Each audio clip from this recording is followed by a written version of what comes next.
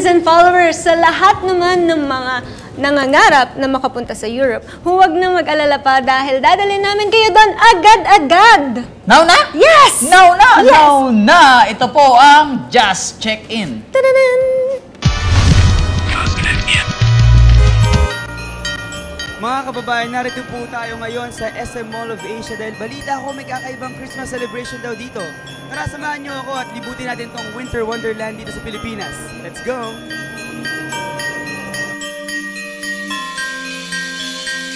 Taon-taon, halos 2 milyon na tao na galing sa iba't ibang bansa ang bumibisita sa Nuremberg, Germany para masaksihan ang Christkindl Market. Christkindl basically is the child that's going to be born. So from that point of view, it's a child. And the child is so important for Christmas. And so the market really was in preparation for the Christmas period. Where the idea was born in Nuremberg, which is an old city in Germany. The idea is more than 500 years old. And basically it is to prepare people for Christmas, where people can get together, shop a little bit, drink, and have good food, and get into the Christmas mood. And from Nuremberg, where it was started in the 14th century, it moved to many parts of Europe.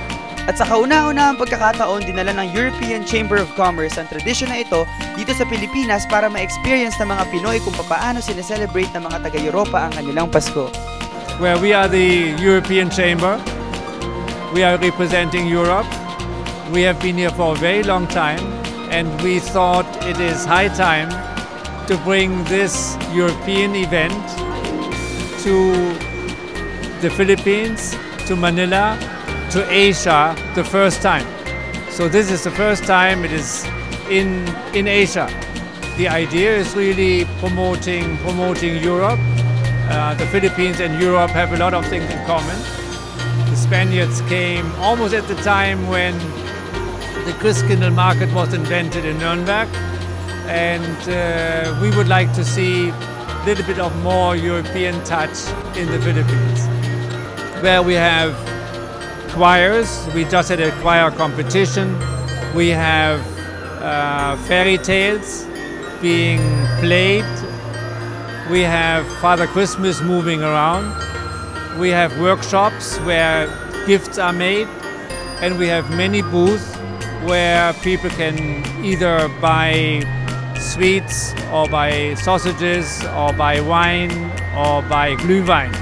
Glühwein is a hot wine, a speciality from Germany because it's cold, and hot wine keeps you warm. At tignan nyo naman kung paano nila na-transform itong ice skating rink para maging replika ng isang European Christmas village with matching snow pa. Lamig!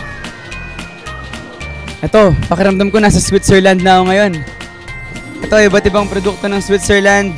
At pagpunta ko naman sa kabilang booth, nasa ibang parte naman ako ng Europe, astig.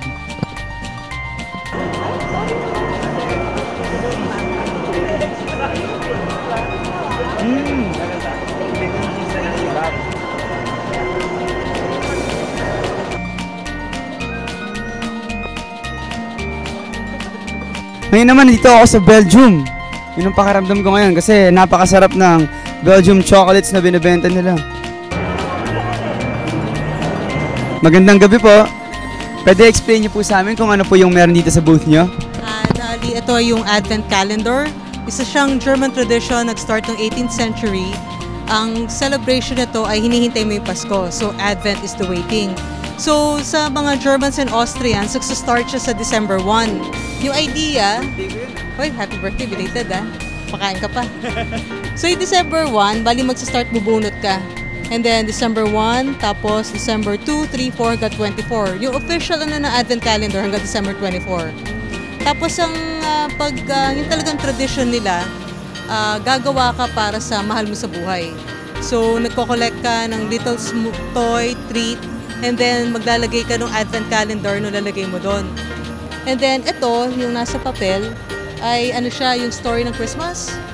So mula December 1 merong story ng when God created the world until pinanganak si Jesus. So, parang mapaalala sa atin kung ano yung Advent. Maraming salamat po. Ayun, ibang klase pala tong Advent Calendar. So punta kayo dito sa Christkindl Market dito sa MOA at marami kayong makikita ang iba't ibang kakaibang mga bagay na mula pa sa Europa. We have a website, we have Facebook, we have Twitter. So it's all christkindlmarket.com.ph. Mga kababayan, sana nag-enjoy po kayo sa snow at sa White Christmas na handog namin para sa inyong lahat. Kahit saan pa kayo magpasko, sana wag po natin kalimutan ang tunay na diwa nito na ang pagmamahalan, pagbibigayan at paggunita sa kaarawan ni Hesukristo. Ito po si Abra na bumabati sa inyong lahat ng maligayang Pasko para sa Just Check In.